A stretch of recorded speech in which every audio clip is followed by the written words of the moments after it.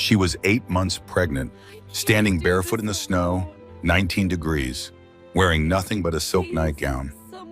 Her billionaire husband had just thrown her out of their $30 million penthouse. His mistress was already inside, wearing her bathrobe, sleeping in her bed. No phone, no wallet, no coat, no shoes. Just a baby in her belly and ice beneath her feet. He thought she would disappear, thought she would crawl away and die quietly, thought $50,000 would buy her silence forever. He was wrong, because what Preston Ashworth didn't know was that every dollar he had hidden, every document he had forged, every lie he had told for 2 years was about to become the weapon that destroyed him. This is the story of how a woman lost everything in one night, and how she took back more than she ever imagined possible. Stay until the end, because what happens in that penthouse 3 months later will leave you speechless. This is her story. The grandfather clock in the corner struck 11. 11 chimes, each one echoing through the penthouse like a death knell. Get out. 2 words, just 2 words, and Margot Sinclair's entire world shattered like ice on concrete. She stood in the living room of the penthouse, their penthouse, the one on 5th Avenue with the floor-to-ceiling windows overlooking Central Park. 27 floors above the city, 3,000 square feet of luxury, a home she had spent 2 years decorating, a home she had thought would be filled with children's laughter someday soon. The Christmas tree they had decorated together 2 weeks ago twinkled in the corner, red and gold ornaments, white lights, a crystal star on top that had cost more than most people's monthly rent. She remembered Preston lifting her up so she could place that star, remembered him kissing her afterward, telling her this would be the best Christmas of their lives. December 23rd, 8 months pregnant, wearing nothing but a silk nightgown. The silk was ivory-colored. Preston had bought it for her in Paris. Their anniversary trip. He had said she looked like an angel in it, had said he couldn't wait to see her wearing it while holding their baby. Now he stood by the fireplace, her husband of 3 years, the man who had promised to love and protect her, the man whose child grew inside her belly at this very moment, the man she had trusted with her heart, her future, her everything.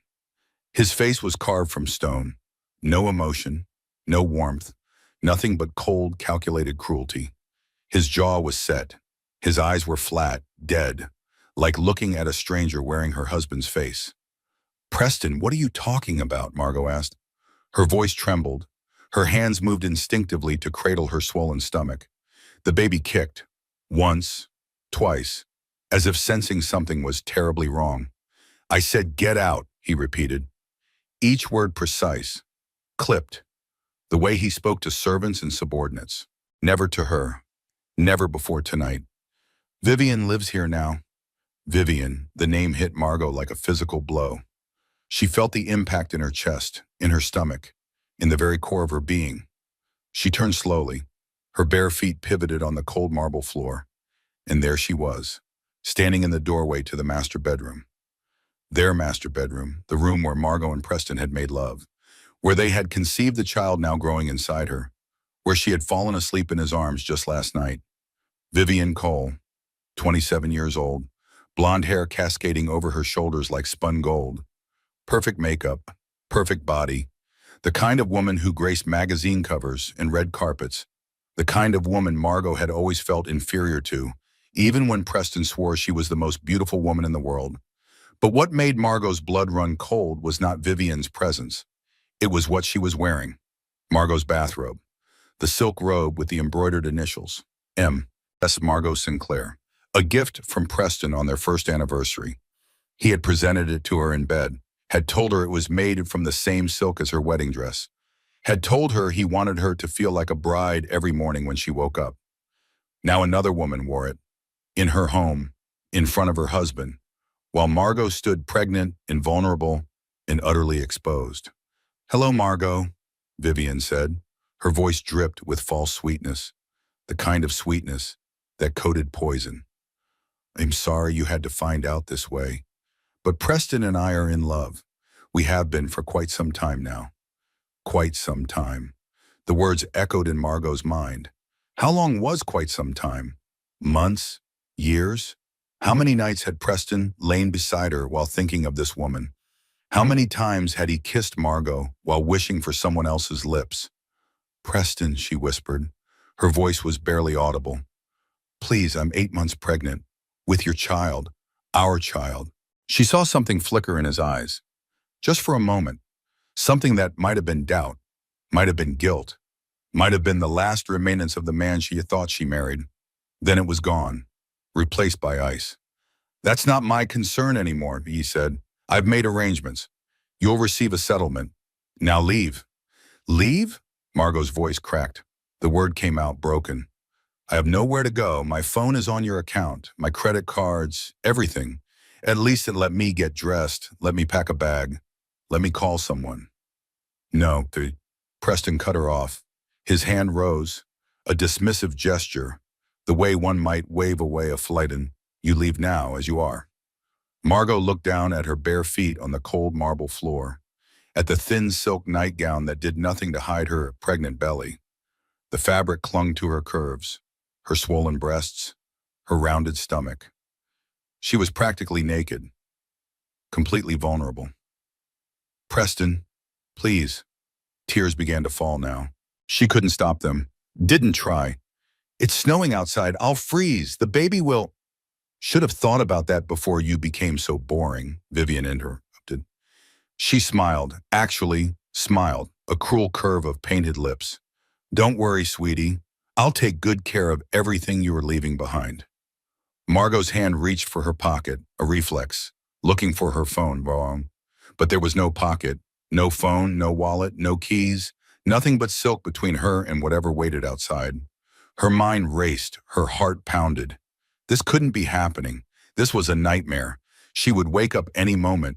Preston would be beside her. He would hold her and tell her everything was okay. This was just a bad dream.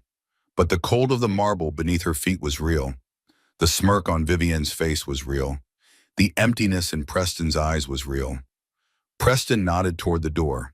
2 security guards appeared, men Margot had seen every day for 3 years, Thompson and Rodriguez. She knew their names, knew their families, had given them Christmas bonuses just last week.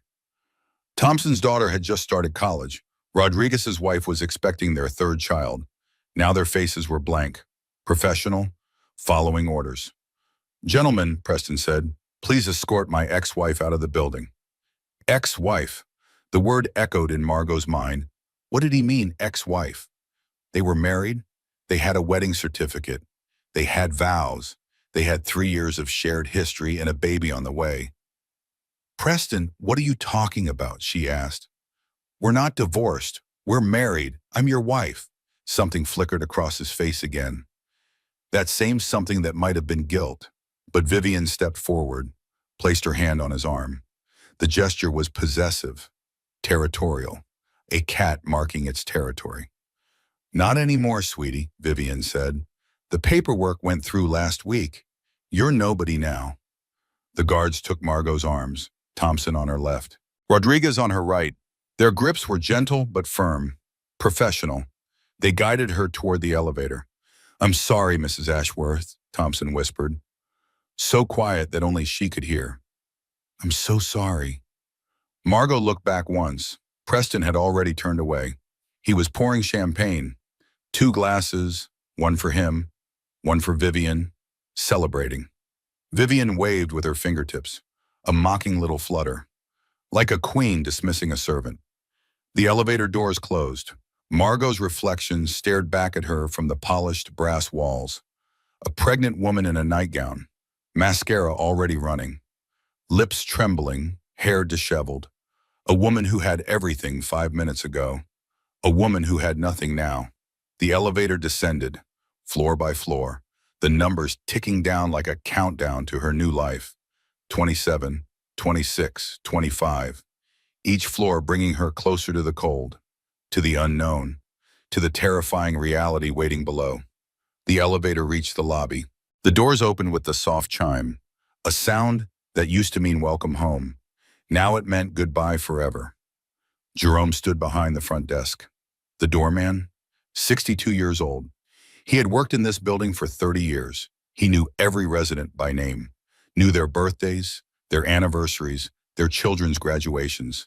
He had watched Margot's belly grow month by month, had told Tish just last week that she was glowing, had asked what they were going to name the baby, had said he couldn't wait to meet the little one. Now his face was frozen in horror. His dark skin had gone ashen. His kind eyes were wide with disbelief. "Mrs. Ashworth," he whispered. "What's happening? Let me call someone. Let me help. Let me—" "She's leaving," Thompson said. His voice was tight, strained. "Mr. Ashworth's orders." Jerome's eyes met Margot's. She saw pain there, helplessness, the look of a man who wanted to act but knew he would lose his job if he did. The look of a man caught between conscience and survival. "I'm sorry," he mouthed silently. His lips formed the words, but no sound came out. Margot wanted to tell him it was okay, wanted to tell him not to blame himself. But the guards were moving, guiding her toward the revolving door, pushing her toward the exit. The revolving door spun. Cold air hit Margot like a wall, like a fist, like the universe itself striking her down. Then she was outside, on Fifth Avenue, in the snow, 19 degrees. That's what the weather report had said this morning. Margot had checked it while planning her day, had noted the cold, had thought about wearing an extra sweater when she went out for her prenatal appointment tomorrow. 19 degrees with a wind chill of 7, the coldest December in 15 years. Margot's bare feet touched the frozen sidewalk. The pain was immediate, sharp, like walking on broken glass, like stepping onto hot coals. Her feet burned with cold. Her toes screamed in protest. The silk nightgown whipped around her legs. The wind cut through the fabric like it wasn't there. Snow swirled in the air. Flakes caught in her hair, melted on her skin, froze against her exposed arms. She started walking. She didn't know where, she just walked. One foot in front of the other. Her teeth chattered. Click, click, click. Like a clock counting down. Like a timer on a bomb. People passed her on the street. New Yorkers in their winter coats, shopping bags in hand, holiday cheer on their faces, rushing home to warm apartments and loving families. Some looked at her, a pregnant woman in a nightgown, barefoot in the snow. They looked, and then they looked away. A pregnant woman in a nightgown was not their problem. New York taught you that, taught you to mind your own business, taught you that getting involved only led to trouble. 1 block. The snow grew deeper. The cold grew worse. 2 blocks. Margot's feet had gone from burning to numb. She couldn't feel them anymore. Couldn't feel her toes. Couldn't feel her heels. Just stumps of ice where her feet used to be. 3 blocks. Her legs were shaking. Her whole body was shaking. The baby kicked frantically inside her. Once, twice, 3 times, as if asking what was happening, as if asking why mommy was so cold, as if begging her to find somewhere warm. "I'm sorry," Margot whispered. Her hand pressed against her belly, against the silk that separated her palm from her child. "I'm so sorry, baby. I don't know what's happening. I don't know what to do. I'm so sorry." Her vision was blurring, edges going soft. The cold was seeping into her brain now, making it hard to think, hard to remember where she was going, hard to remember why she was outside in a nightgown in December. She stumbled against a brick wall, a pharmacy. The green cross sign glowed above her head, a beacon of hope that she couldn't reach. The door was 15 feet away. It might as well have been 15 miles. Her legs gave out. She slid down the wall until she sat on the frozen ground. Snow soaked through her nightgown. Cold seeped into her bones, into her muscles, into the deepest parts of her. "This is how I die," she thought, on a sidewalk, in the snow, 8 months pregnant, while my husband celebrates with his mistress. A woman's voice cut through the fog. "Oh my God, someone call 911. There's a pregnant woman here. She's barely dressed. She's going to freeze to death." Faces appeared above Margot, concerned strangers, cell phones glowing in the darkness. The modern equivalent of torches, lighting her way to either rescue or death. "Ma'am, can you hear me? What's your name? How far along are you?"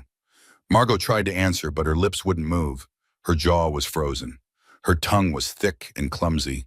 Everything was going dark around the edges, like a photograph fading, like a light dimming. The last thing she heard before unconsciousness took her was the wail of an ambulance. The last thing she felt was a stranger's coat being draped over her shoulders. The last thing she thought was, "I'm sorry, baby, I tried." But Jerome the doorman had seen everything, and Jerome had a daughter who worked in forensic accounting. The ambulance rocked gently as it moved through Manhattan traffic. The motion was soothing, almost peaceful, like being rocked in a cradle. Monitors beeped, steady rhythms, heartbeats, hers and the baby's, still alive. Both of them, still fighting. Warm blankets covered Margot's shivering body. So many blankets, layer after layer, cocoon of warmth after the Arctic hell outside. A paramedic held her hand. Human contact. The first kind of touch she had felt since Preston looked at her with dead eyes. "You're going to be okay," the paramedic said. His name was David. She could see it on his badge. David Chen, paramedic, 20 years of service. He looked kind, tired but kind. The kind of tired that came from seeing too much suffering. "We're taking you to Mount Sinai," David continued. "Best maternity ward in the city. Your baby's heartbeat is strong. A little stressed, but strong. You did good getting found when you did. A few more minutes and we'd be having a different conversation." A few more minutes. That's how close she had come. That's how thin the line between survival and death. A few more minutes and her baby would have died inside her, would have frozen along with its mother on a Manhattan sidewalk. "My name is Margot," she whispered. Her voice was rusty, broken, but working again. The warmth was helping. "Nice to meet you, Margot. I wish it was under better circumstances." David squeezed her hand. "Just keep breathing for me, okay? Nice and slow, in and out. Your body is warming up. Your baby is stabilizing. Everything is going to be okay." She breathed, in and out. The sirens wailed, snow fell past the ambulance windows, and somewhere across the city, in a penthouse she had called home, her husband was pouring champagne for his mistress. The baby kicked again. A reminder. She was not alone. She had never been alone. Even when it felt like the whole world had abandoned her, there was still a life inside her. Still a heart beating in rhythm with her own. Still a reason to keep fighting. Margot closed her eyes. Her hand rested on her belly. Whatever came next, she would face it. She had no choice. But as consciousness faded again, a thought surfaced. A question she couldn't answer. How had it come to this? How had she gone from blushing bride to discarded wife in 3 short years? How had the man who promised to love her forever become the man who threw her out to die? She would find out. She had to find out. Because the answers might be the only things that could save her and her baby now. Fluorescent lights buzzed overhead. The sound was constant, irritating, like a mosquito you couldn't swat. Like a reminder that this was a hospital, not a home. That she was a patient, not a person. The smell of antiseptic burned Margot's nostrils, sharp and chemical. The smell of illness and injury, and the constant battle against death. She had smelled it before, visiting friends after surgeries, attending relatives in their final days. But she had never been the one in the bed, never been the one surrounded by monitors and machines. Somewhere down the hall, a baby cried, new life entering the world, families celebrating. That crying should have been joyful, should have been a sign of hope. But to Margot, it just reminded her of everything she stood to lose. She lay in a hospital bed, warm now, safe now, but not okay, not even close to okay.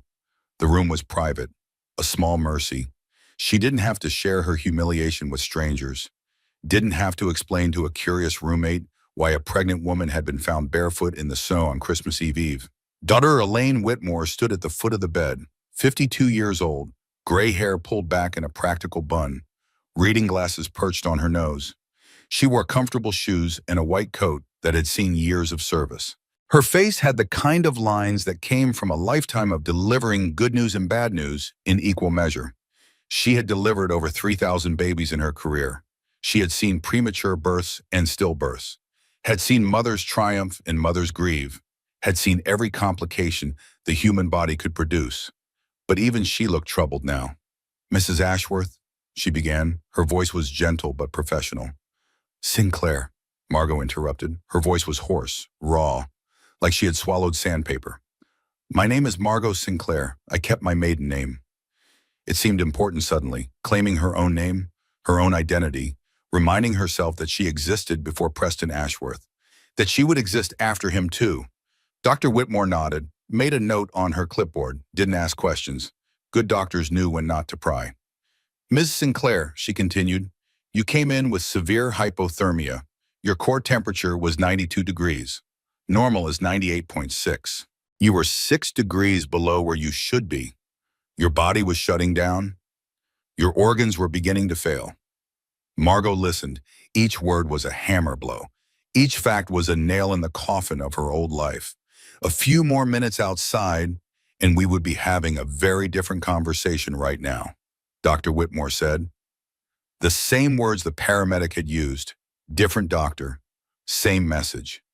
You were dying, Miss Sinclair. Your body was giving up.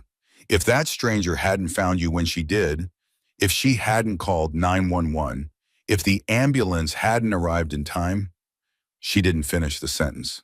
She didn't need to. The baby, Margot said. The words came out like a prayer. That is the baby. Your baby is fine. Dr. Whitmore's face softened slightly. The lines around her eyes creased in something like relief. Strong heartbeat, good movement.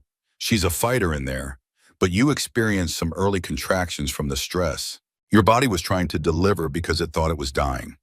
We managed to stop the contractions with medication, but you need bed rest, at least 72 hours, maybe longer. 72 hours, 3 days of lying in this bed, 3 days of staring at these walls, 3 days of trying to make sense of the impossible. She? Margot asked. The word registered suddenly. You said she. The baby is a girl? Dr. Whitmore smiled, a genuine smile. The first warm expression Margot had seen in hours. Yes, you're having a daughter, I assumed you knew, but perhaps you wanted to be surprised. A daughter, Margot pressed her hand against her belly. All these months she had refused to learn the sex, had wanted to be surprised, had wanted that moment of discovery in the delivery room. Preston had agreed, had said it would be magical, had said he didn't care if it was a boy or a girl as long as the baby was healthy. Preston. The thought of him soured everything, even this revelation, even this moment of knowing her child. I didn't know, Margot said quietly. Thank you for telling me. Dr. Whitmore checked the monitors, made more notes. Her pen scratched against the clipboard. A comforting sound. The sound of someone keeping track, someone paying attention.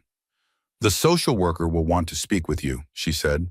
Standard procedure for cases like yours. Someone from the domestic violence unit. Domestic violence. The words felt wrong. Domestic violence meant bruises and broken bones, meant fists and fury. Preston had never hit her, never raised his hand, never even raised his voice until tonight. But he had thrown her out to die. He had watched her beg for shoes, for a coat, for basic human dignity. And he had laughed. Maybe domestic violence wasn't just about fists. Maybe it was about power, about cruelty, about the 1,000 ways one person could destroy another without ever leaving a mark. I understand, Margot said. And there's someone here to see you, Dr. Whitmore added. A woman named Claudia Reeves. She says she's your lawyer and your friend. Claudia, thank God. Margot felt tears prick her eyes. Real tears. Relief tears. The first positive emotion she had felt since the nightmare began. Please send her in. Dr. Whitmore nodded, squeezed Margot's foot through the blanket. A gesture of comfort. Then she was gone. Moments later, Claudia Reeves swept into the room like a hurricane in high heels. 34 years old, red hair like fire, sharp green eyes that missed nothing. Margot's best friend since their freshman year at Columbia, her maid of honor at the wedding, the godmother Margot had already chosen for her baby, and one of the best divorce attorneys in New York City. Claudia took one look at Margot and burst into tears. Oh God, she said.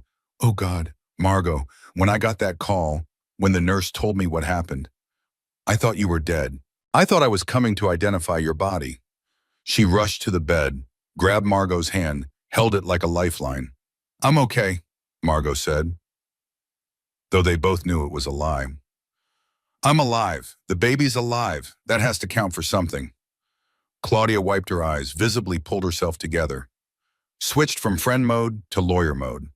Margot could see the transformation, the softening replaced by steel.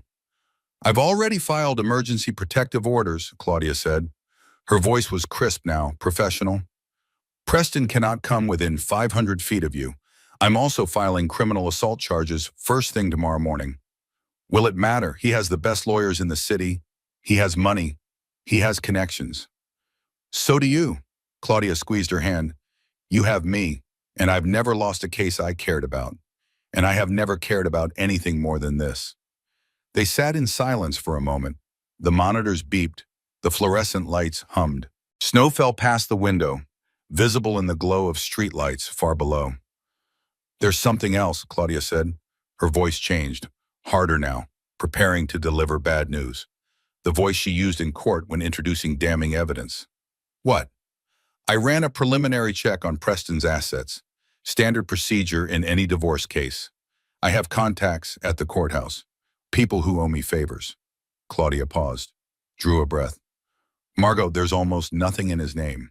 His bank accounts are nearly empty. His investment portfolios have been liquidated. The properties, the cars, the art collection, all of it has been transferred over the past 18 months. Margot stared at her friend, tried to process the words, tried to make them make sense. "Transferred where?" "Shell companies, offshore accounts, places I'm still trying to trace. The money is gone, or at least hidden. He's been planning this for a long time, Margot. This wasn't a sudden decision. This was orchestrated, calculated.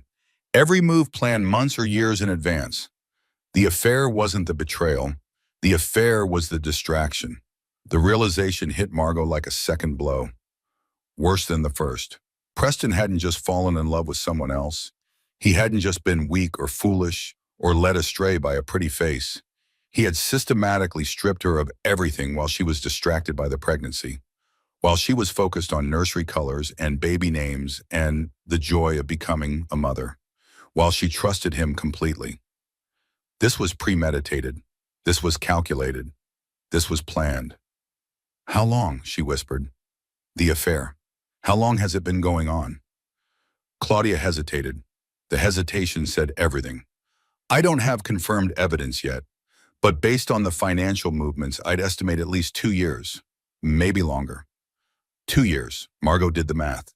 They had been married for 3 years. That meant he had been cheating on her for most of their marriage. That meant he had been planning to leave her while holding her hand at the altar, while kissing her on their wedding night, while making a baby with her in their marriage bed. The way she kept checking her banking app came back to her. Refresh, refresh, refresh, waiting for the deposits that always came late, the deposits she always explained away. "He's busy. He has a lot on his mind. He'll transfer the money tomorrow." God, she had been so naive, so trusting, so catastrophically stupid. Claudia's phone buzzed. She looked at the screen. Her face went white. All the color drained away like water down a drain. "What?" Margot asked. "What is it?" Claudia didn't answer right away. She just stared at her phone. Her hands trembled slightly. Her jaw tightened. When she finally spoke, her voice was barely audible. "Margot, Preston filed divorce papers 6 months ago in Wyoming." "Wyoming? We've never even been to Wyoming. What are you talking about?" "You don't have to be there. Wyoming allows what's called a proxy divorce. One party can file on behalf of both, as long as certain documents are submitted. Signatures, consent forms, financial disclosures. But I never signed any consent forms. I never consented to anything." Claudia looked up, met Margot's eyes. In that moment, Margot saw something she had never seen in her friend before. Fear. "He forged your signature, claimed you had abandoned the marriage. The decree was finalized last week." The room tilted. The monitors beeped faster. Dr. Whitmore rushed back in, alarmed by the changing vitals. "You've been legally divorced for 7 days," Claudia continued. Her voice was shaking now. "You just didn't know it." Margot opened her mouth. No sound came out. She tried again. Her lips moved, but no words formed. "I was married yesterday," she finally managed, "and divorced last week." That was the moment she understood. This was not a sudden affair. This was not a midlife crisis. This was not a man who fell out of love and made a terrible decision. This was a coordinated attack, a systematic destruction of everything she was, everything she had, everything she thought she knew. Her husband hadn't betrayed her. He had hunted her, stalked her, set traps around her for years, and she had walked into every single one. She had never seen it coming, never suspected, never doubted, and that was exactly what he had been counting on. "I'm not crazy," she said quietly. The words were for herself as much as anyone. Her first validation whisper, her first declaration of sanity in a world gone mad. "I'm not crazy. I know what I saw. I know what happened. I'm not crazy." Claudia squeezed her hand harder. "No, you're not crazy. You're the victim of a sociopath, and we're going to make him pay." 3 days passed in the hospital. 3 days of monitoring. 3 days of bed rest. 3 days of Margot staring at the ceiling, counting holes in the acoustic tiles, trying to make sense of the impossible. The ceiling tiles had 147 holes each. She counted them twice, then 3 times. The repetition was soothing. Numbers were solid, reliable. Numbers didn't lie. Unlike husbands, the baby moved constantly now, kicking, turning, stretching, as if sensing the mother's distress, as if trying to remind her that at least one thing in her life was still real, still true, still hers. "I'm here," Margot whispered to her belly. Her hand rested on the swell, on the silk hospital gown that had replaced her ruined nightgown. "I'm right here, and I'm not going anywhere. Whatever happens, we face it together." The baby kicked in response, a strong kick, a fighter's kick. Just like Dr. Whitmore said, Claudia came every day, sometimes twice. She brought case files and legal documents. She brought updates on the criminal investigation. She brought coffee from the good place on Lexington Avenue because the hospital coffee tasted like burnt regret. But mostly she brought the pieces of a puzzle that Margot was still struggling to assemble. "Wyoming allows proxy divorces," Claudia explained during one of these visits. It was their 4th time going over this, but Margot needed to hear it again, needed to understand how this had been possible. But they require specific documentation, proof that both parties consent, signatures on multiple forms. And Preston forged all of them, every single one. Consent forms, financial disclosures, property waivers. He signed your name on everything, claimed you had abandoned the marriage, and agreed to dissolve it without contest. "How is that legal? How did no one check?" Claudia sighed, the sigh of a lawyer who knew the system was broken but had to work within it anyway. "Wyoming is a quick divorce state. They process thousands of filings every year. They don't have the resources to verify every signature. They rely on the honesty of the filing parties." She laughed bitterly. Honesty and Preston Ashworth. Two things that don't belong in the same sentence. "So the divorce is real? I'm really divorced?" "The divorce is on file. It's been recorded. It's been finalized. But it's not legitimate. It's fraud. Multiple counts of fraud. Once we can prove the forgery, we can have the whole thing overturned." Once, if. The words hung in the air. Nothing was certain. Nothing was guaranteed. Preston had resources, connections, lawyers who had been bending the law for the Ashworth family for generations. What did Margot have? A hospital bed, a best friend, and a baby who deserved better than this. "What happens now?" she asked. "Mopua, we build our case, document everything, gather evidence, find witnesses." Claudia pulled out a legal pad, yellow paper covered in her neat handwriting. "I need you to tell me everything. Every detail about your marriage, every suspicious moment you ignored, every sign you explained away." Margot closed her eyes, memories flooded back. Unbidden, unwanted, but impossible to stop. Their wedding day, 3 years ago, June. The sky had been impossibly blue. The kind of blue that only existed in movies and fairy tales. A garden ceremony at the Ashworth family estate in Connecticut.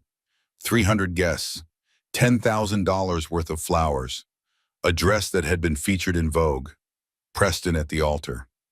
Tears in his eyes as she walked toward him, his voice breaking as he spoke his vows, the voice of a man overwhelmed by love, the voice of a man who meant every word.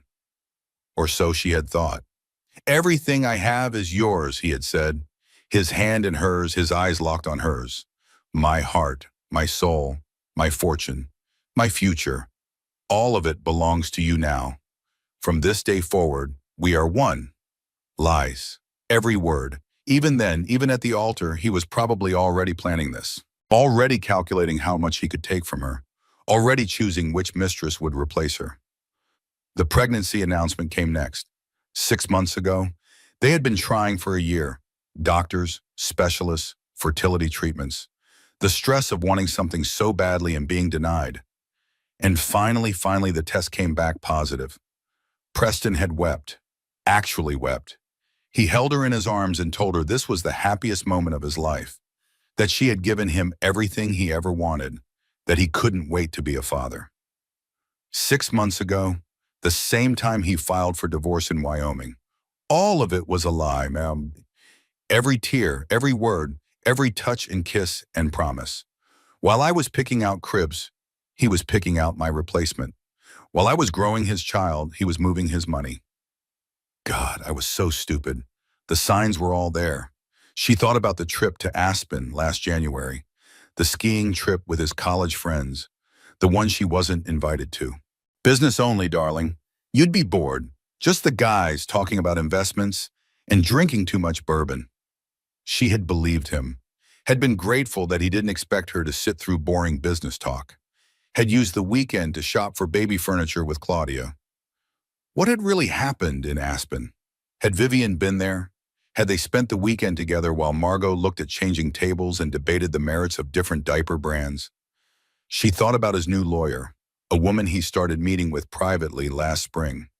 Estate planning, boring stuff. You don't need to be involved. Long meetings, late nights, weekends away, estate planning. That's what he had called it. And she had believed him, had trusted that he was taking care of their future, had never asked questions because wives weren't supposed to question their husbands about money. God. The signs had been everywhere, flashing neon signs screaming that something was wrong. And she had walked right past them, eyes closed, heart open, trusting blindly. She thought about the prenup she had signed without reading. The day before the wedding, Preston's lawyers had presented it, hundreds of pages of legal language. Preston had waved his hand dismissively. Just standard stuff, he had said, protecting both of us. I know you're not marrying me for my money, darling, but my family insists, humor them. She had signed, without reading, without questioning, because she trusted him, because she loved him, because she believed that people who loved you didn't need contracts. She thought about his mother's smile at Thanksgiving, sitting across the table, sipping wine, watching Margot with knowing eyes, the smile of a cat watching a mouse. Dorothy had known. Of course she had known. Mothers always knew. And she had sat there, watching Margot plan for a future that was already dead, enjoying the show. The hospital sheets scratched against Margot's legs. The antiseptic smell burned her nostrils. The fluorescent lights buzzed overhead, a constant irritating hum. Everything was too bright, too sharp, too real. I remember everything now, she said quietly. Her eyes opened, met Claudia's. Every sign I ignored, every lie I believed, every moment I should have questioned and didn't. Claudia wrote quickly. Her pen flew across the yellow paper. Documentation, evidence, the building blocks of a case. This is good, Claudia said. All of this is useful. It establishes pattern, shows premeditation, demonstrates that Preston was planning this for years while you were completely unaware. A knock at the door interrupted them. Dorothy Ashworth entered. She moved like she owned the hospital, like she owned every room she walked into, like she owned the world itself and was merely allowing others to live in it. 68 years old, silver hair perfectly styled, a cashmere coat that cost more than most people's cars, pearls at her throat, pearls that had been in the Ashworth family for 5 generations, pearls that Margot had been told would someday be hers. Margot, Dorothy said, not Mrs. Ashworth, not dear, not darling, just Margot, cold and clipped, the way one might address a servant. Dorothy? Margot's voice was steady, surprising herself. Where had this calm come from? The steel? We need to speak privately. Dorothy glanced at Claudia with barely concealed disdain. Tell your friend to leave. Claudia is my lawyer. She stays. Dorothy's eyebrow rose. A perfect silver arch. How very modern of you. What do you want, Dorothy? The older woman settled into the chair by the window. Not the chair by the bed. As far from Margot as possible while still being in the room, as if Margot's condition might be contagious. I told Preston this would be messy, Dorothy said. She examined her manicured nails. Perfect polish. Not a chip in sight. You should have been more reasonable. Accepted the settlement. Margot's heart stopped, then started again. Racing. What settlement? Dorothy's smile curdled, the expression of someone who had just realized they revealed too much. But she recovered quickly. She was practiced at this, had spent a lifetime saying cruel things with a pleasant face. Oh, he didn't tell you about that either. Tell me about what, Dorothy? A long pause. Dorothy examined her nails again, flicked an invisible piece of lint from her coat, made Margot wait, made her beg, enjoyed the power. The settlement was $50,000, Dorothy finally said, for the baby, for your silence, for disappearing completely. Preston thought it was more than generous, all things considered. More than you deserve, really. $50,000 for her baby, for her silence, for pretending the last 3 years had never happened. $50,000 from a man worth hundreds of millions. The insult was almost worse than the amount. And if I didn't accept? Dorothy's smile turned predatory, a shark scenting blood. Then we would pursue other options. Mental instability. Unfit motherhood. The courts tend to side with the parent who can provide the most stable environment. She gestured around the hospital room. And we both know that's not you. A pregnant woman found barefoot in the snow, hospitalized for hypothermia, suffering delusions about her marriage. The picture paints itself. Margot felt something shift inside her. The shock was fading. The hurt was fading. Something harder was taking its place. Something with teeth. Something with claws. Get out. Dorothy's eyebrows rose. Excuse me? Get out of my room. Get out of this hospital. Tell your son that $50,000 is an insult. Tell him that I don't want his money. I want justice. And I will get it, Dorothy. I will take everything he has. Everything your precious family has built. And I will make sure everyone knows exactly what kind of monsters the Ashworths really are. Justice? Dorothy laughed. Actually laughed. The sound was ugly. Oh, sweetheart, you have no idea who you're dealing with. The Ashworths have been in this city for 6 generations. We own judges. We own journalists. We own anyone who matters. You're nobody. A nobody from nowhere who got lucky enough to catch my son's eye for a few years. And now your luck has run out. Leave. Now. Dorothy stood, smoothed her coat, walked to the door, then paused and looked back. One final shot. The baby, she said. If it's a boy, we may reconsider our position. The Ashworth name needs an heir. We could come to some arrangement. Custody in exchange for financial security.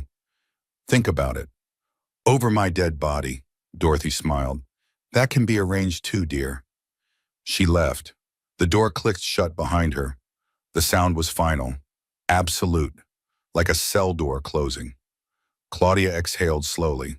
That woman is a piece of work. She's a monster. They're all monsters. Margot's hands were shaking, adrenaline and anger coursing through her. I'm having a girl, by the way. Not that it matters. They wouldn't get her even if she was a boy. They won't get her at all. Claudia nodded, made more notes, her pen scratching against paper.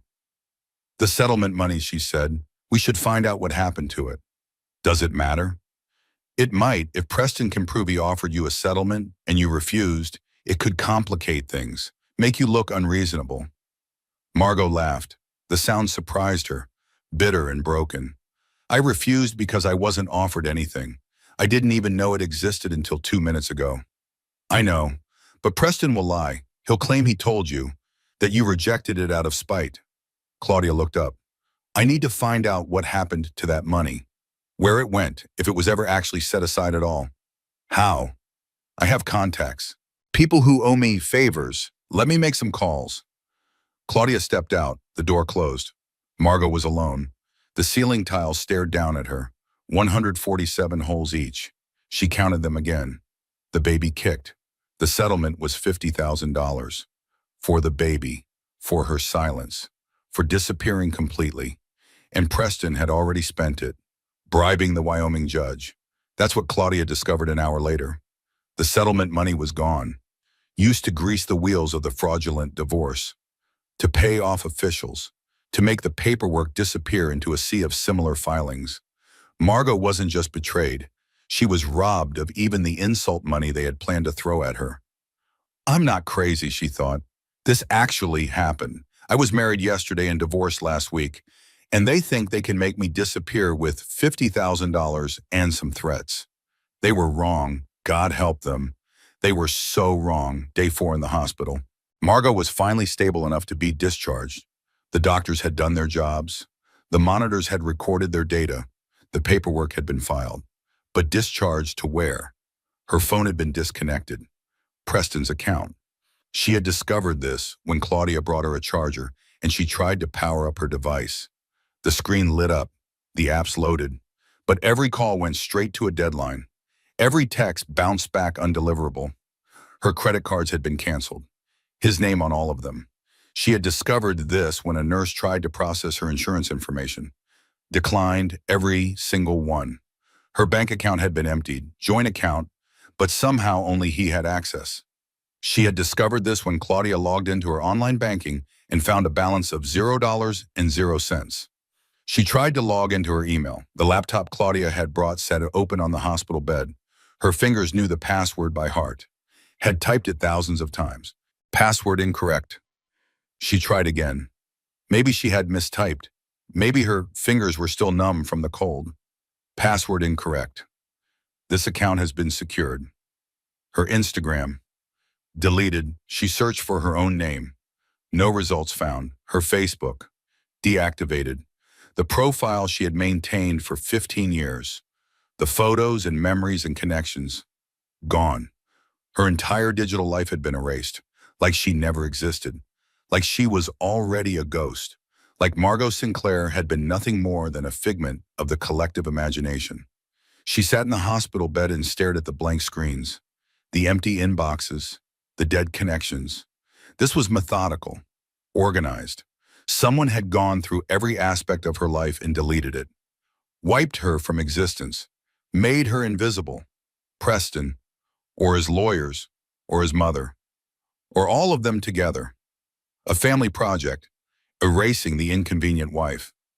A knock at the door pulled her from her spiral. A nervous young woman entered. Late 20s, brown hair pulled back in a messy ponytail, big eyes behind bigger glasses. She clutched a folder to her chest like a shield, like armor against a world that frightened her. "Mrs. Ashworth?" she said, then caught herself. Her cheeks flushed pink. "I mean, Miss Sinclair? I'm Rosie Patterson. My dad is Jerome." "The doorman? At your building?"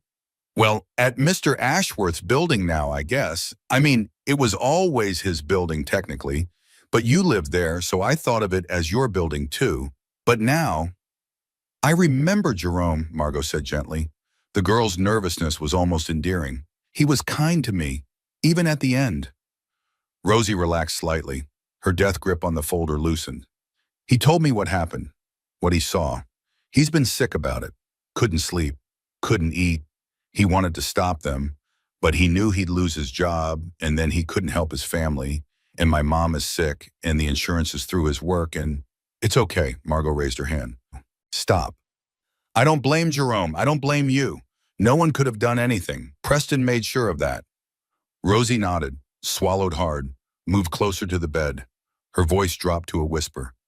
"My dad sent me here because of what I do, what I found." She opened the folder. Spreadsheets, bank records, corporate filings, dense columns of numbers and names. "Miss Sinclair, I'm a forensic accountant, junior level at Morrison and Klein. It's a big firm. We handle corporate investigations, fraud cases, that kind of thing. Margot's heart began to beat faster. And I've been tracking some strange transactions for a client. Shell companies with complicated structures, money moving in weird patterns, flowing through jurisdictions that don't ask questions. Rosie's eyes darted to the door, making sure they were alone. They traced back to Ashworth Holdings. To your husband. I wasn't supposed to look deeper. My supervisor told me to stay in my lane. Said the client just wanted a surface review. But I did anyway. I couldn't help myself. The numbers were too strange. She spread the papers on the bed. Margot looked at them. The columns meant nothing to her. She had never been good with numbers. Had trusted Preston to handle the finances. Another mistake. What am I looking at? Evidence. Rosie's voice was stronger now. She was in her element. Numbers were her language. Ms. Sinclair, your husband moved $200 million into offshore accounts over the past 2 years. $200 million, spread across 17 shell companies in 9 different countries. $200 million. Margot's mind struggled to comprehend the number. She had known Preston was wealthy, had known the Ashworth fortune was substantial, but $200 million in hidden assets was beyond anything she had imagined. There's more, Rosie continued. She shuffled the papers, found the document she wanted. Her finger traced a column. The accounts, the shell companies, the offshore structures, they're not in his name. Whose name are they in? A long pause. Rosie finally looked up, met Margot's eyes. In her gaze, something like pity, something like fear. Yours. They're in your name, your social security number, your date of birth, your signature on every document. Margot felt the blood drain from her face. The room tilted. The monitors beeped faster. But I never signed anything, she said. Her voice was distant, hollow. I didn't even know these accounts existed. I've never seen any of these documents. I know the signatures are obviously forged. The same handwriting on everything. Exactly the same. Not even slight variations like you'd see in authentic signatures. It's a bad forgery if you look closely. But no one has looked closely, because no one was supposed to find these accounts at all. Rosie's voice dropped even lower, almost inaudible now. Ms. Sinclair, I think I know what he's doing. If anyone investigates the missing money, if the IRS comes asking questions, if any authorities start looking at Ashworth Holdings, I'm the criminal. Margot's voice was flat, dead. The voice of someone who had just watched their last hope die. I'm the money launderer. I'm the tax evader. I'm the one who goes to prison. While he claims ignorance, while he says you did it all behind his back, while he and his new girlfriend drink champagne in your old home. Margot wasn't just betrayed. She was framed. He used me, my name, my identity. He didn't just throw me out. He set me up to take the fall. If anyone investigates, I'm the criminal. I'm the one who goes to prison while he sips champagne with his mistress in my home. The anger came then. Not hurt, not confusion, not shock, not despair. Anger, pure and clean and righteous. The anger of someone who had been wronged in every possible way. The anger of someone with nothing left to lose. I didn't just marry the wrong man. I married a predator, and predators can be hunted. Why are you telling me this? Margot asked. You could lose your job. You could get in trouble for sharing confidential client information. You could face criminal charges yourself. Rosie smiled, a small, fierce expression, the smile of someone who had made a decision and was at peace with it. My dad taught me something. He said the rich people in that building think they're better than everyone else, think they can do whatever they want because they have money. They look right through him, like he's furniture, like he's not even human. She paused, collected herself. But money doesn't make you good. Character makes you good. And character means doing the right thing even when it's hard, even when it's scary, even when it could cost you everything. Your father sounds like a wise man. He is. He's the best man I know. Rosie closed her folder. I made copies of everything. For you. For your lawyer. It's not enough to prove the forgery by itself. You'll need handwriting experts, financial forensics, a deep investigation. But it's a start, it's evidence, it's something. The door opened. Claudia entered, followed by Dr. Whitmore. Their faces were carefully neutral, the faces of people about to deliver bad news. Good news and bad news, Claudia said. She nodded to Rosie, acknowledged her presence without asking questions. Later. Those questions would come later. Good news is you're cleared for discharge. Baby is stable, you're stable, everyone's stable. And the bad news? Claudia and Dr. Whitmore exchanged a look. The look that said neither wanted to be the one to speak. The look of people drawing straws for an unpleasant task. There's a shelter, Dr. Whitmore finally said. Her voice was gentle but matter-of-fact. St. Anne's House for Women. They have a bed available. It's clean. It's safe. They have medical support for expectant mothers. A shelter. Margot was being discharged to a homeless shelter. 8 months pregnant. Former billionaire's wife. Living in a penthouse worth $30 million 48 hours ago. Now homeless. Now penniless. Now nothing. I'm so sorry, Claudia said. Her voice cracked. The lawyer's composure breaking. I've called everyone I know. Every favor I'm owed. But it's Christmas week. Hotels are booked solid. Apartments aren't available on short notice. My place is being renovated. There's no heat or running water. I would take you to my mother's, but she's in Florida for the winter and... It's okay. Margot heard herself speak. Calm, steady, surprising everyone in the room, including herself. A shelter is fine. It's temporary. Everything is temporary. The words felt hollow, but she said them anyway, because what was the alternative? Crying, screaming, falling apart? She had a baby to protect. A daughter. A little girl who would need a mother who was strong, who was capable, who didn't crumble when things got hard. Margot could crumble later, when she was alone, when no one was watching. Rosie stepped forward. I'll come visit, bring more documents. Keep digging into the shell companies. Claudia nodded. I'll come every day. We'll build the case. We'll fight this. Dr. Whitmore squeezed Margot's hand. I'll check in on you. Make sure the baby stays healthy. You have my personal number. Call anytime. Day or night. These strangers, these women she barely knew. They were more family to her now than the man she had married. More support than the Ashworths had ever given. Maybe she had lost everything, but maybe she was finding something new. St. Anne's House for Women occupied a converted brownstone on 42nd Street. 3 stories, narrow hallways, the smell of cooking food and cleaning supplies. The sound of women talking, children playing, televisions murmuring behind closed doors. 15 other women lived here, each with her own story, each with her own version of disaster.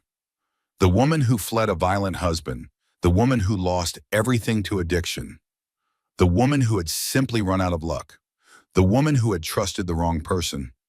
Margot fit right in, the newest member of a club no one wanted to join. Her bed was narrow, the mattress thin, the sheets worn soft from 1,000 previous sleepers. But they were clean. Everything was clean. That was something.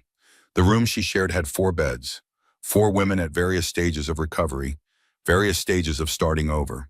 They nodded to her when she arrived, didn't ask questions. Privacy was respected here. Trauma was assumed. The shelter smelled like industrial cleaner and despair. The heating rattled and clanked through the walls like a prisoner trying to escape. The woman in the next bed coughed all night. Harsh, racking sounds that echoed in the darkness. But the blankets were warm, and someone had left a chocolate on Margot's pillow. A small kindness in a small place. Sometimes that was enough. Sometimes that was everything. Margot's designer hospital gown was gone, donated to some hospital charity bin. She wore donated clothes now. A stretched sweater in a color that didn't suit her skin. Green that made her look sallow. Maternity jeans that didn't fit right. Loose in the waist, tight in the thighs. Sneakers 2 sizes too big from the donation bin. She stuffed the toes with newspaper to make them wearable. Her Cartier wedding ring sat in her pocket. The one thing Preston hadn't taken. 4 carats, flawless diamond. Worth more than everything else she owned combined. Worth more than a year of rent in most apartments. She couldn't bring herself to pawn it yet. Not because she still loved Preston. That love had died in the snow outside the penthouse, frozen solid and shattered into a million pieces. But because selling it would mean admitting defeat, would mean accepting that her old life was truly gone, would mean acknowledging that she was ever going back. Day 5 in the shelter. Claudia arrived with a laptop and a grim expression. They sat in the common room, plastic chairs, a donated table with a wobbly leg. Other women moved around them, giving space, understanding that serious conversations needed privacy even in public places. "You need to see this," Claudia said. She opened the laptop, angled the screen so only Margot could see. A news website. The headline hit Margot like a physical blow. Billionaire Preston Ashworth III speaks out about troubled marriage. Below the headline, a photo. Preston looking handsome and sympathetic, wearing a cashmere sweater she had bought him for his birthday, sitting in what appeared to be his study, the study in their penthouse, the room where he had proposed to her, where they had talked about baby names, where she had felt safest in the world. Claudia scrolled down. Preston's words filled the screen. "It's been a difficult time," he had told the reporter, his words carefully crafted. Lawyer approved, designed to elicit sympathy. My ex-wife, I should say, struggled with mental health issues throughout our marriage. I tried to help her, I really did. But some people can't be helped. Some people don't want to be helped. Mental health issues. Margot had never struggled with her mental health in her life. No depression, no anxiety, no diagnosed conditions of any kind. But who would believe that now? Who would take her word against his? The interview continued, Preston's voice becoming more pained, more sympathetic. She showed signs of postpartum psychosis even before the baby was born. Paranoia, delusions, convinced that people were plotting against her. I begged her to see a doctor. I offered to pay for the best psychiatrists in the world. But she refused. Postpartum psychosis. Before the birth. That wasn't even medically possible. Postpartum meant after birth. It was literally in the name. But the reporter hadn't questioned it, hadn't pushed back, had simply nodded and recorded and published the lies as truth. When she left the apartment that night, the interview continued, I begged her to stay, to let me call a doctor, but she was having an episode, convinced I was trying to hurt her. She ran out into the snow before I could stop her. I called the police. I called hospitals. I was frantic with worry. Lies. Every word. He had her thrown out by security. He had laughed while she begged for shoes. He had watched from the window as she stumbled down the street. He hadn't called anyone, hadn't done anything, had probably opened champagne the moment she was out of sight. But the article didn't mention any of that. The article painted him as a victim, a loving husband who had done everything right, a man who was moving on with grace and dignity. There's more, Claudia said quietly. She scrolled further. Another photo appeared. Photo. Preston and Vivian, smiling, his hand resting on her stomach that was clearly, visibly pregnant, a small but unmistakable bump beneath her designer dress. Ashworth and his new partner, Vivian Cole, are expecting their first child together. It was unexpected, Ashworth says of the pregnancy, but sometimes life gives you what you need when you need it. After everything I've been through with my ex-wife, Vivian has been a breath of fresh air. She's kind, she's stable, she's everything I need. Everything I need. The words burned like acid. Vivian was pregnant too, 4 months along, based on the size of her bump. Preston's timeline was never about falling out of love. It was about securing an heir who wasn't legally tied to Margot. He's been planning this for years, Margot whispered. Her voice was hollow. He knew exactly what he wanted. A new wife, a new baby, and me gone. Discredited, unable to fight back. The news hit social media within hours. Margot's photo, a hospital picture leaked by someone, her face pale and shocked and fragile, appeared beside Vivian's glowing pregnancy announcement. The contrast was deliberate, designed to make Margot look broken and Vivian look blessed. Comments flooded in. Margot read them because she couldn't stop herself, because the pain had a terrible gravity that pulled her in. Gold digger got what she deserved. She probably made up the whole snow thing for sympathy, Preston is such a good man. He deserves better than a crazy wife. Classic gold digger trying to ruin her ex's reputation. Vivian is so beautiful, I can see why he upgraded. She should close the laptop, she knew that. Reading the comments was like pressing on a bruise, like picking at a wound. It only made things worse.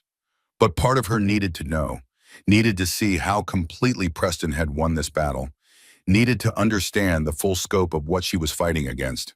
A hand touched her shoulder. One of the other shelter residents, an older woman named Denise, 55 years old, gray hair cut practical and short, kind eyes that had seen too much sorrow. 5 grandchildren she hadn't seen in 3 years because of a son who had chosen his addictions over his family.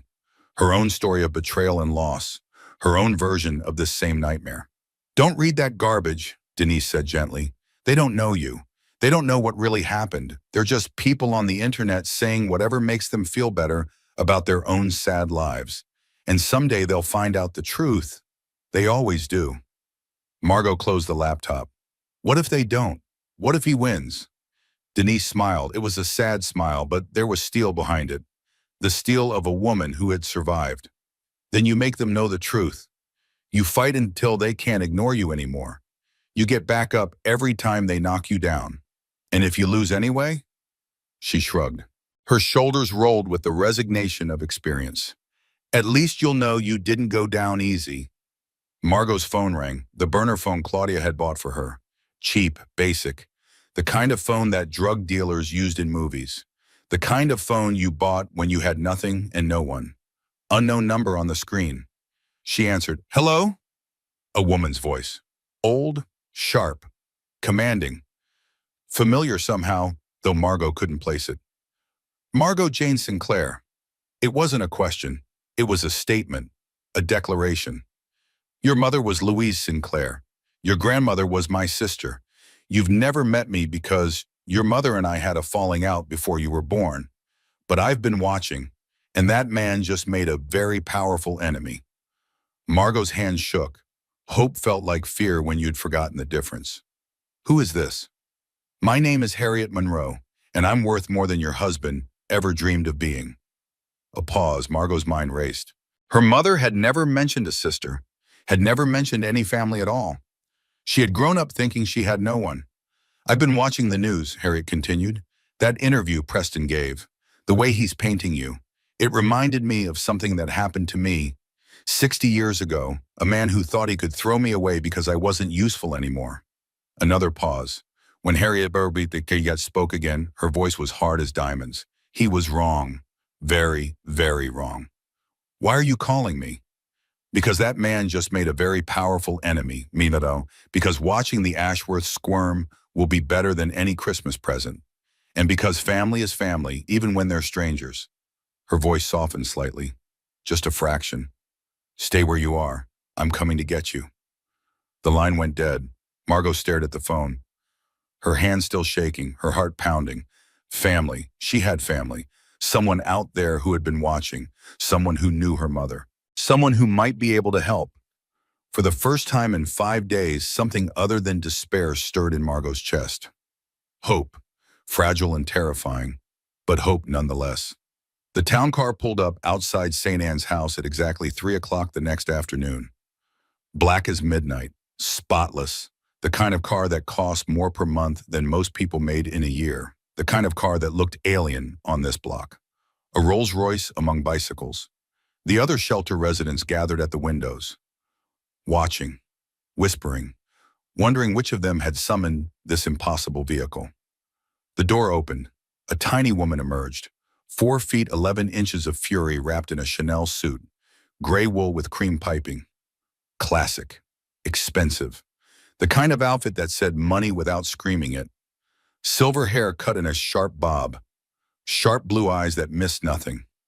A face that had seen 80 years of living and was still hungry for more.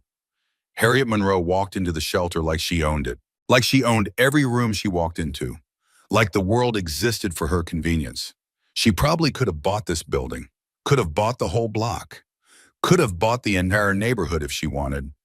Margot, she stopped in front of the donated chair where Margot sat, eyes moving over her face, her belly, her terrible clothes, taking inventory, assessing. Harriet. Margot wasn't sure what else to say. She hadn't had family in 20 years, had forgotten how this was supposed to work. You look like your mother, Harriet said finally. Her voice was matter-of-fact, not sentimental. Same stubborn chin, same defiant eyes. Louise and I fought like cats, but I always respected her backbone. Good to see you inherited it. My mother never mentioned you. She wouldn't have. We didn't part on good terms. She thought I was too ruthless, too focused on money and power. She wanted softness, kindness, poetry and art and all those beautiful, useless things. Harriet's voice softened slightly. She was probably right. But right now, ruthless is exactly what you need. Margot didn't argue, couldn't argue. The soft path had led her here, to a homeless shelter. Pregnant and broke and alone, wearing donated clothes and eating donated food and sleeping in a donated bed. So maybe ruthless was worth trying. I have a hotel suite, Harriet continued, the Waldorf Astoria, 2 bedrooms, 24-hour room service, security, a view of the city that will remind you what you're fighting for. You'll stay there until this is resolved. I can't accept charity. Harriet's eyebrow rose. One perfect silver arch, the same expression Dorothy Ashworth had made, but without the cruelty, with something like approval instead. Who said anything about charity? This is a loan. You'll sign a contract. You'll pay back every cent with interest when this is over. She pulled a cocktail napkin from her pocket. Words were scrawled on it in elegant cursive. Sign here. Margot looked at the napkin, looked at Harriet, then reached for the pen Harriet was already holding out. I'm not a charity case, she said as she signed. The words became her validation whisper, her promise to herself. I'm an investment, and I will make this worth your while. Damn right you will. Harriet tucked the napkin back into her pocket. Now let's get out of this depressing place. We have a war to plan. The Waldorf suite was everything Margot had lost and more. Silk sheets, marble bathrooms, a living room larger than the entire shelter common room, a view of the city that sparkled like diamonds scattered on black velvet. Margot stood at the window for a long time, looking out at the lights, at the Christmas decorations, at the life happening below. Just a week ago, she had been one of those lights, one of those lives, and safe and warm and oblivious to how quickly everything could change. The team assembled that evening. Claudia brought case files. Rosie brought financial records. Harriet made phone calls, summoned people, called in favors. Her personal attorney arrived at 6 o'clock sharp. Her name was Constance Whitfield, 58 years old, iron gray hair pulled back in a severe bun, a face like carved granite, a reputation that made opposing lawyers physically flinch. She hadn't lost a case in 22 years. Let me make sure I understand the situation, Constance said, reviewing Rosie's documents. Her voice was ice and precision. Preston Ashworth has hidden approximately $212 million in offshore accounts, 17 shell companies across 9 countries, real estate in Dubai, Monaco, and Singapore, and all of it is in Ms. Sinclair's name. Without her knowledge or consent, Claudia added, the signatures are forged, clearly forged, if you compare them to her authentic handwriting. And the Wyoming divorce? Also forged, also invalid.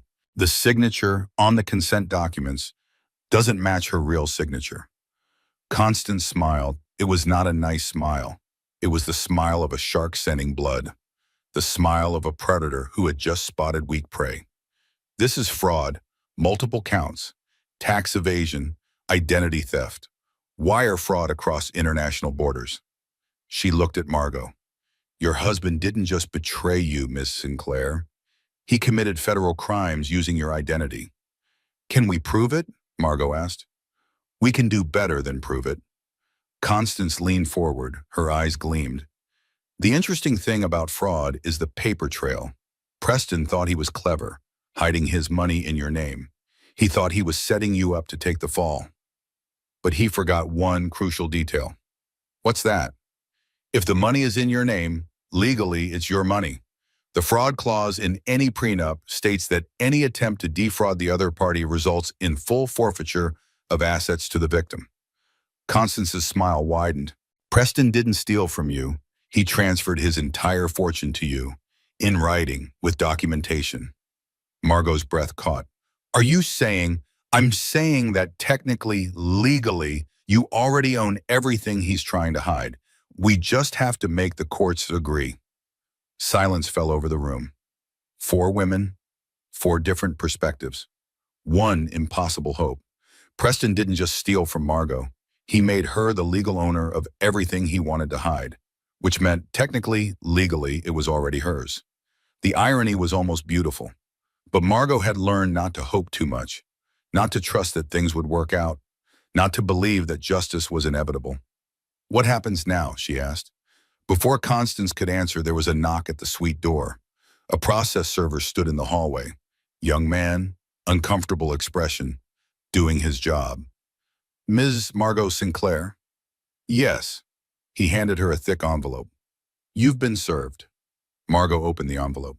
Legal documents, dense paragraphs, technical language. The work of expensive lawyers with expensive vocabularies. But the summary was clear enough. Preston Ashworth III was suing Margot Sinclair for defamation, for fraud, for attempted extortion. He was claiming she had threatened him, that she was mentally ill, that she was a danger to her unborn child and should be institutionalized for her own protection. The papers hit the press within hours, Margot's face on every gossip site, the narrative solidifying, crazy pregnant woman versus noble billionaire victim. Preston had struck first. The war had begun. That night, Margot lay in the bathtub, fully clothed, hot water running over her swollen belly, steam rising around her face like fog. The baby kicked against her ribs. Once, twice, like a protest, like a promise. She stayed there for an hour, 2 hours, until the water went cold and the steam disappeared, until her fingers pruned and her bones ached. Sometimes the body needed time to process what the mind already knew. Tomorrow she would fight. Tonight, she just breathed. 3 a.m. The hotel suite was dark. Silent, everyone had gone home. The case files sat scattered across the coffee table. The laptop screen glowed blue in the darkness. Margot sat alone in the living room. The city sparkled below. 8 million people sleeping. 8 million lives continuing without her. The world turning without pause. She couldn't sleep. Every time she closed her eyes, she saw Preston's face, saw the emptiness in his eyes, saw the smirk on Vivian's lips, saw the snow swirling around her bare feet, her fingers tight before her brain could stop them. What happens to babies born to homeless mothers? The search results appeared. Statistics, studies, horror stories, the system designed to protect children but so often failing them. Children removed from mothers who love them. Children placed in foster care. Children lost in bureaucracy. Custody rights for wealthy fathers versus low-income mothers. More results. More statistics. Wealthy parents won custody battles at significantly higher rates. Judges favored stability. Stability meant money. Money meant resources. Resources meant Preston. Can a man take a newborn from its mother? The answers were not comforting. She closed the laptop, opened it again, typed more. Signs you married a sociopath. The checklist appeared. Margot read it, checked off items in her mind. Superficial charm, check. Grandiose sense of self, check. Pathological lying, check. Lack of remorse, check. Manipulative, check, check, check. How long does it take to recover from betrayal? Years. The article said years. Some people never recovered. Some people carried the wounds forever. Scars that faded but never disappeared. Is it possible to fight a billionaire and win? The answer was not encouraging. 3 a.m. searches. The desperate questions of someone who had lost everything. The prayers typed into a search bar because there was no one else to ask. The intrusive thoughts came then, the ones she had been fighting for days, the ones she was afraid to acknowledge, the ones that crept in when her defenses were down. What if they're right? What if I am crazy? She pushed the thought away. It came back. What if I can't do this? What if I'm not strong enough? She pushed harder. The thought pushed back. What if my baby would be better off with someone else? What if Preston could give her a stable home, a wealthy family, everything I can't provide? No, no, don't think that. But what if? What if I'm not strong enough? What if I lose? What if Preston takes Louise? What if I never see her again? What if everything I'm fighting for is pointless? What if I'm just like my mother, running from everything, failing everyone? She picked up her phone. Her thumb hovered over Claudia's number, then Harriet's. Then no one's. The darkness pressed in. The silence was absolute. For the first time in her life, Margot understood how alone a person could feel in a city of 8 million people. The baby kicked, a strong kick, as if to say, I'm here. Don't forget about me. Margot's hand pressed against her belly, against the life in Butayer. The hardest part isn't the fighting, she realized. It's believing I deserve to win. A knock at the door. She didn't move at first. Who would knock at 3 in the morning? She wasn't expecting anyone. The front desk wouldn't send someone up without calling first. Another knock. Gentle, patient. She walked to the door, her bare feet silent on the carpet, looked through the peephole. A hotel employee stood in the hallway, room service uniform, silver tray, young face, kind eyes. She opened the door. I didn't order anything, she said. Compliments of Ms. Monroe, the employee replied. He set the tray on the entry table. She called down about an hour ago, said you might be hungry and didn't want to bother anyone. He left. The door clicked shut. Margot lifted the silver dome. Soup, simple tomato soup with crusty bread. Comfort food, grandmother food. The kind of meal that said someone cared whether you ate. A note sat beside the bowl, shaky handwriting on hotel stationery. Elegant but imperfect. My granddaughter showed me how to use the hotel app. Technology is terrifying but useful. Eat something, sleep. Tomorrow we fight. H. Margot read the note 3 times. Then she ate the soup. It tasted like memories she didn't know she had. Childhood warmth, kitchen conversations, the knowledge that someone was watching out for her. The baby kicked again, as if approving. She wasn't alone. She had never been alone.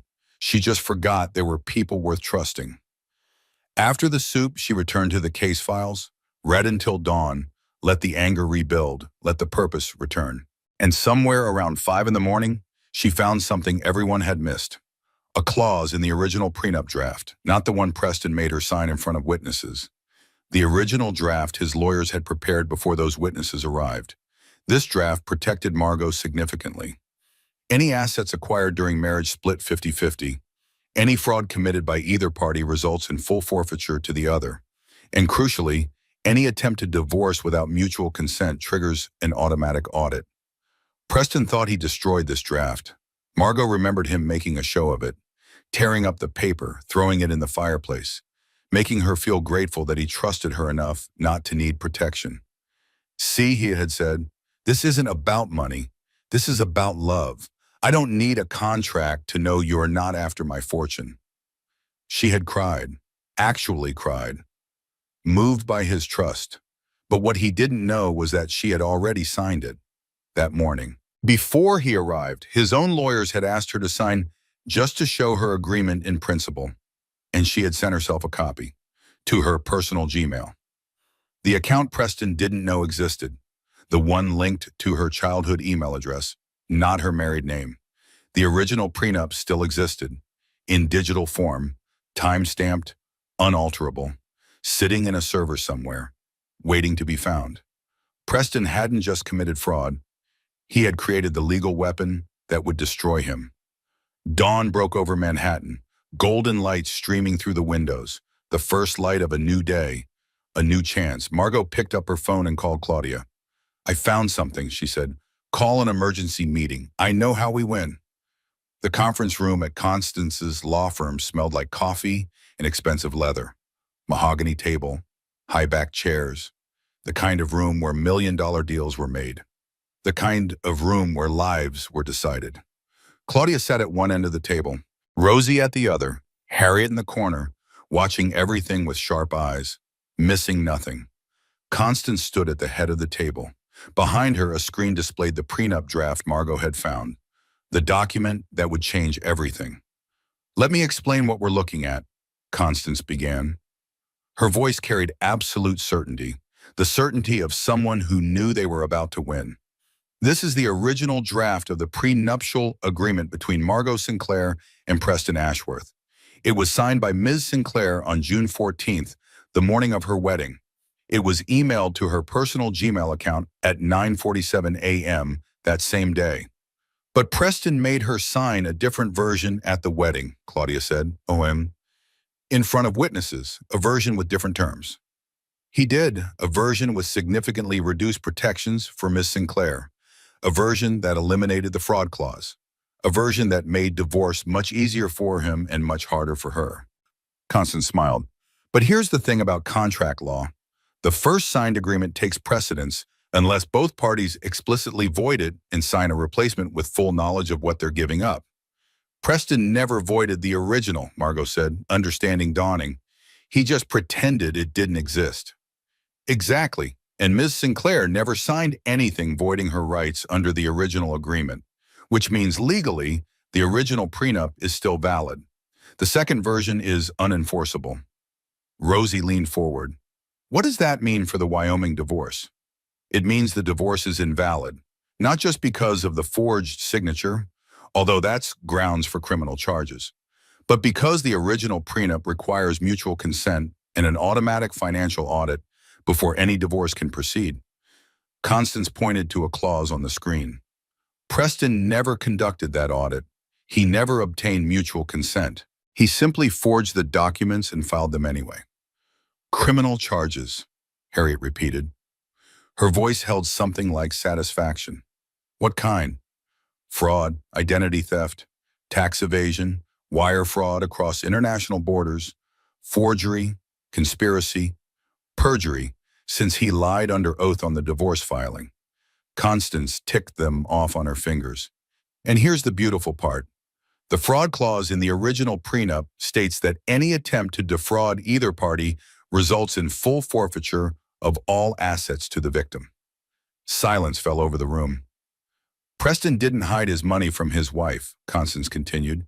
"He transferred his entire fortune to her, in writing, with documentation, thinking he was framing her for his crimes. But all he did was sign over everything he owns." Margot's hand rested on the table. Her signature glowed on the screen behind Constance, the same handwriting that appeared on every forged document Preston had created. But this signature was real. This document was legitimate. This paper was her weapon. "The signature on the original prenup," Margot said slowly. "Can you prove it's authentic?" "We can do better than prove it. We can compare it to the signatures on the offshore accounts and shell company documents. Every forgery expert in the country will agree. The prenup signature is real and everything else is fake." Constance's smile turned predatory. "Preston didn't just commit fraud. He created a perfect paper trail proving his fraud. He did our work for us." Rosie made a sound that was almost a laugh. "He was too clever for his own good." "They usually are." Constance turned to Margot. "Ms. Sinclair, with your permission, I'd like to file a motion to void the Wyoming divorce and pursue criminal charges against Preston Ashworth. I'd also like to file a countersuit claiming all assets currently registered in your name as rightfully yours under the terms of the original prenuptial agreement." "File everything," and Margot said. Her voice was steady, strong, a different woman than the one who had crawled into the hospital 10 days ago. "I want him to know what it feels like to have everything taken away." But Preston wouldn't go quietly. They all knew that. 2 days later, his lawyers countersued. They claimed the original prenup draft was fake, a fabrication designed to defraud poor innocent Preston. They demanded Margot undergo psychiatric evaluation. They scheduled emergency hearings. They flooded the courts with paperwork. And the press coverage intensified. Preston's media team was earning their money. Every day brought new stories about Margot's alleged instability. New sources close to the family describing her erratic behavior. New photos designed to make her look unhinged. Then, unexpectedly, help came from the last place Margot would have expected. Her phone rang on a Wednesday morning. Unknown number. She almost didn't answer. Ms. Sinclair, a man's voice. Older, gruff, the voice of someone who didn't waste words. This is Bennett Ashworth, Preston's father. Margot's heart stopped, then started again, racing. What do you want? She didn't try to hide the hostility in her voice. What I want is complicated. A long pause, heavy breathing on the other end. What I'm willing to give you is simpler. The truth. Why would you help me? Preston is your son. Preston is my disappointment. Bennett's voice hardened.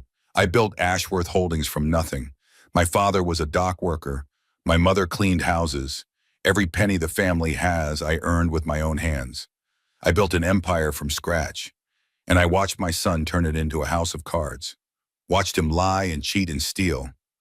Watched him destroy anyone who got in his way, including his wife, including his wife, including you. Another pause.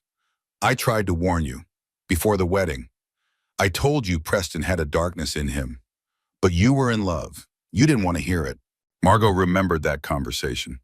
A quiet moment at the rehearsal dinner.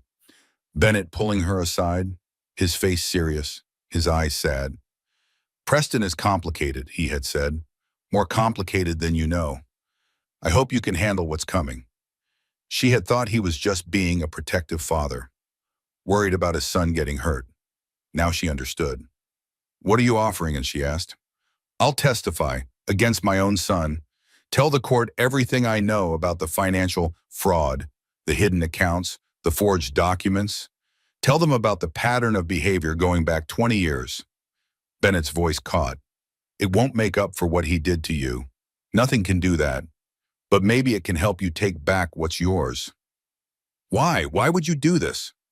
Silence for a long moment. When Bennett spoke again, his voice was very quiet. Because my wife is dead. Because I'm 72 years old and won't live forever. Because I don't want to die knowing that everything I built was used to hurt innocent people.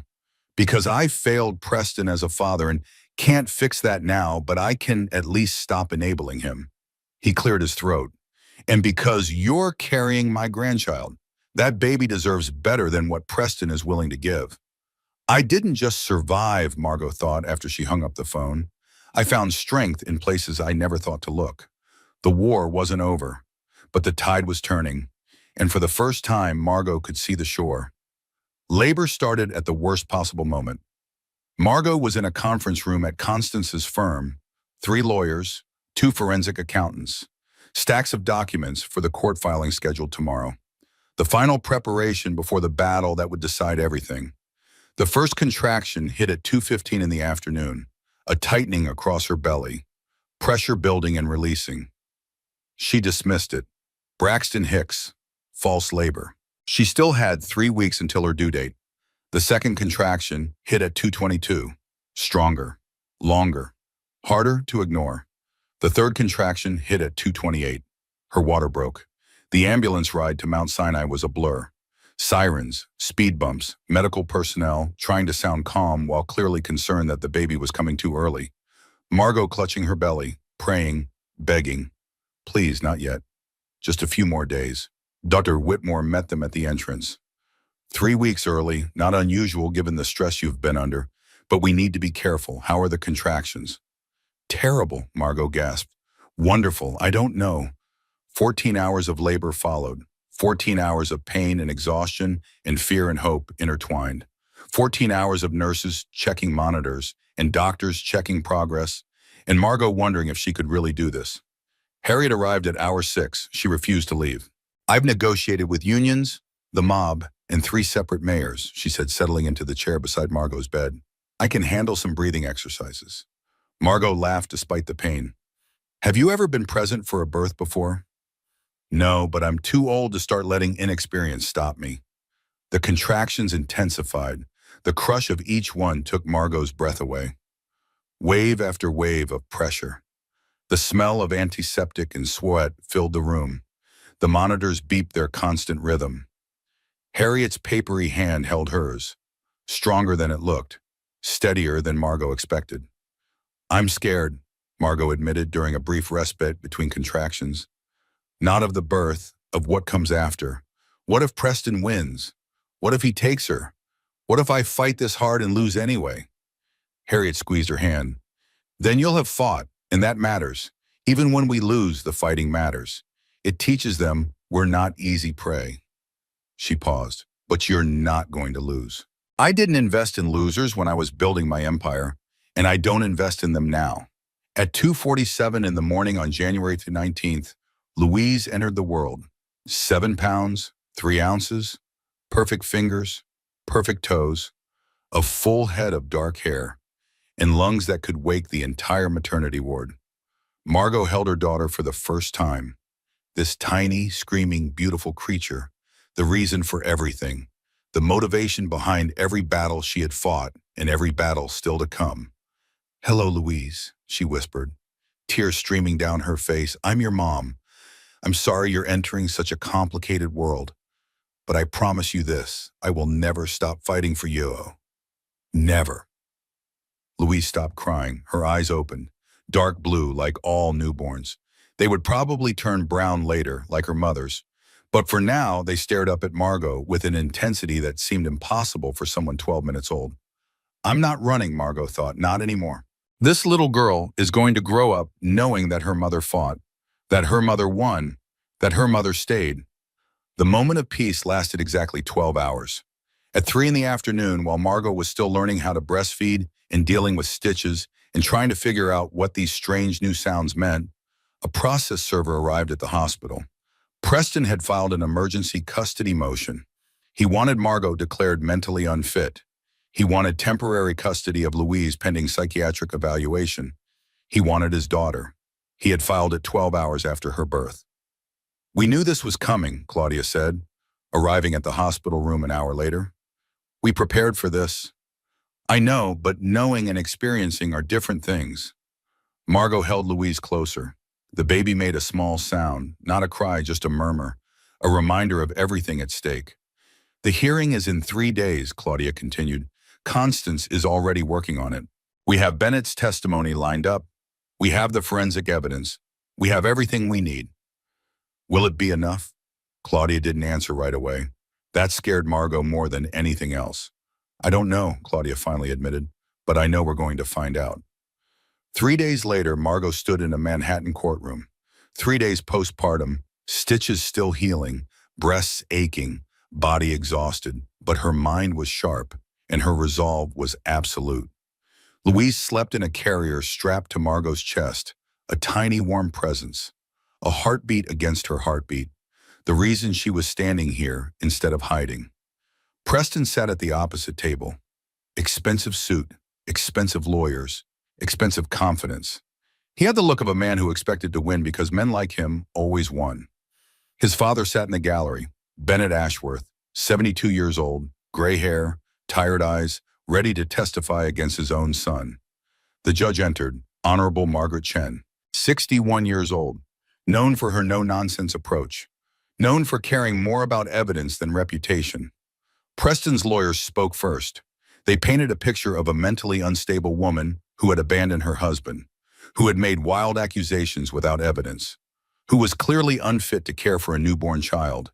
They used the word unstable 17 times. Margot counted. Then Constance spoke. She presented the original prenup. She explained the fraud clause.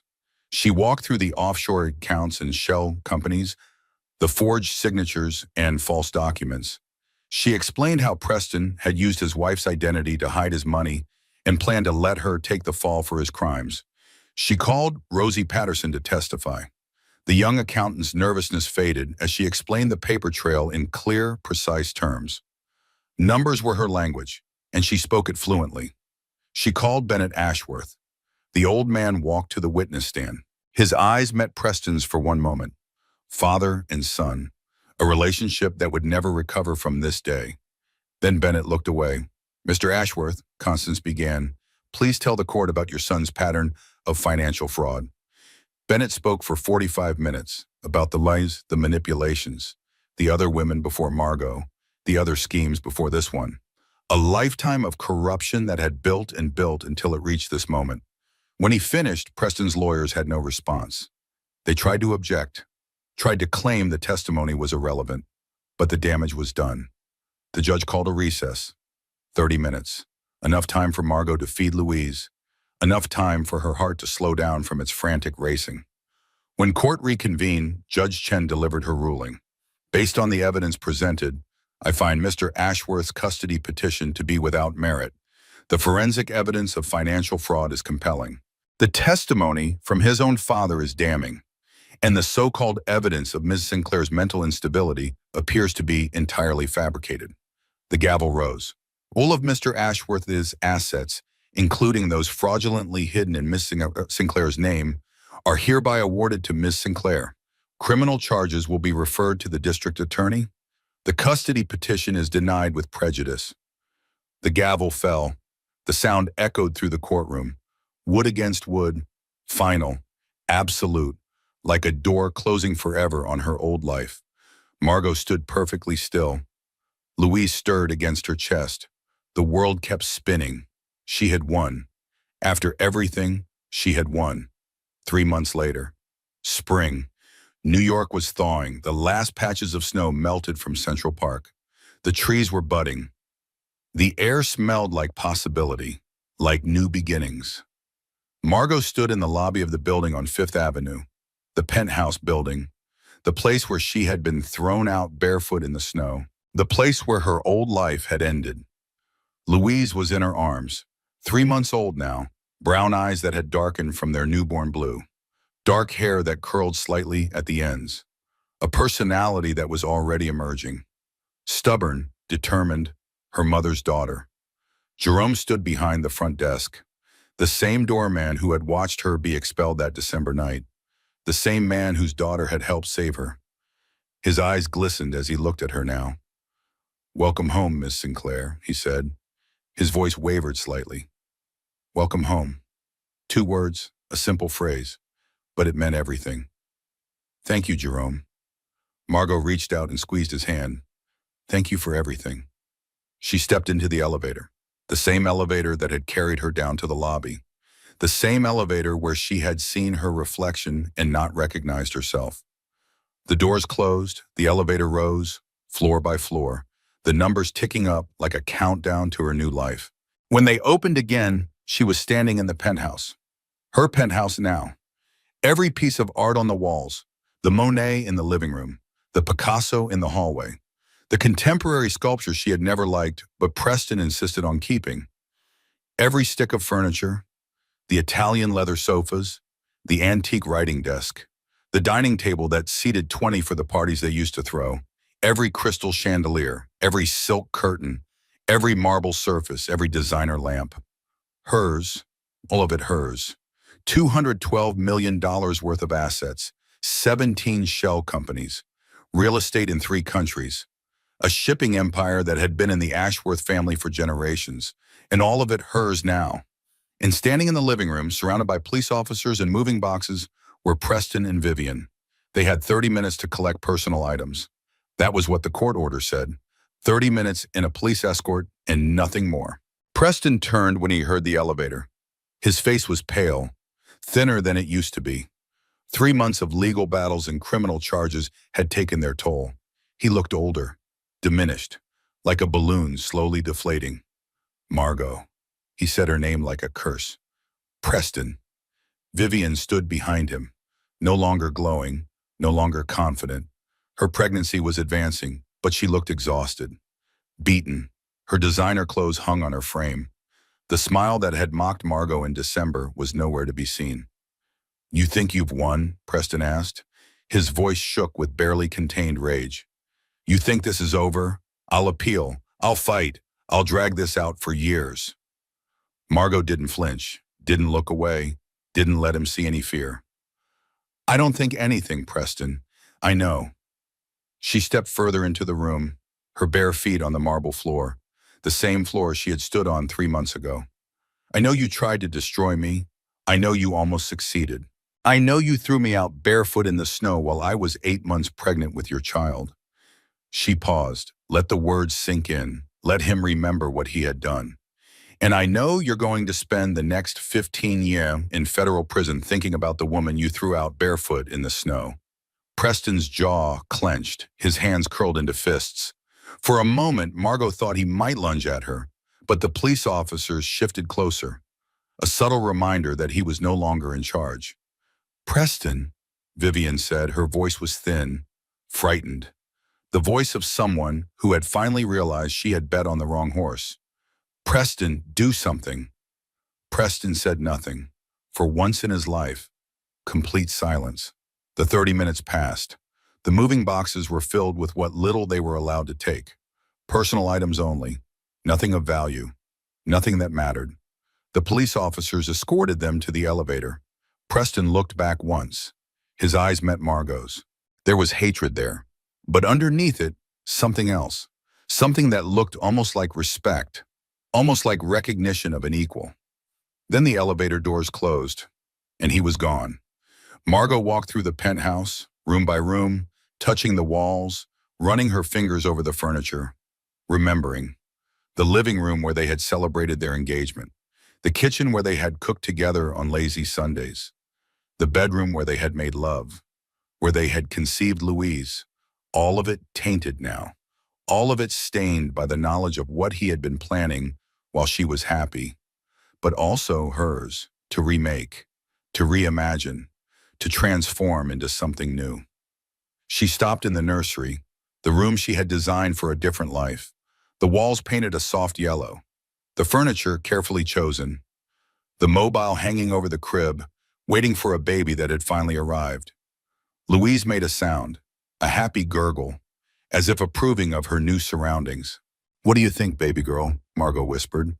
"Not bad, right?" Louise grabbed at her mother's hair. Agreement enough. The doorbell rang.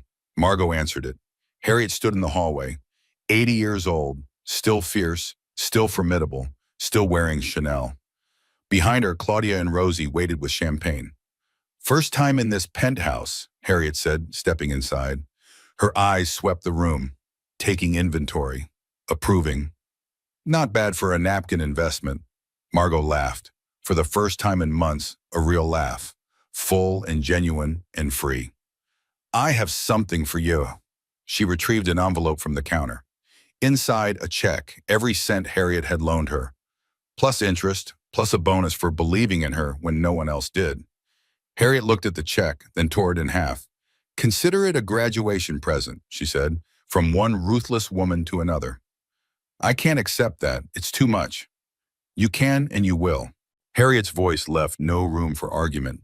"I didn't help you because I expected payment. I helped you because watching the rich and powerful get what they deserve is better than any return on investment. And because family is family, even when we're strangers." Margot set the torn check aside. Claudia popped the champagne. Rosie poured glasses for everyone except the nursing mother. They stood together by the window, the city stretching out below them like a map of possibilities. Central Park green and alive. The sunset painting the sky in shades of gold and pink. "What will you do now?" Harriet asked. Margot thought about the question. She had been so focused on surviving, on fighting, on winning, that she hadn't thought much about what came after. "I'm going to raise my daughter," she said finally. "I'm going to rebuild my life. I'm going to remember what it feels like to be happy. And maybe someday I'll help other women in situations like mine. Women who married predators.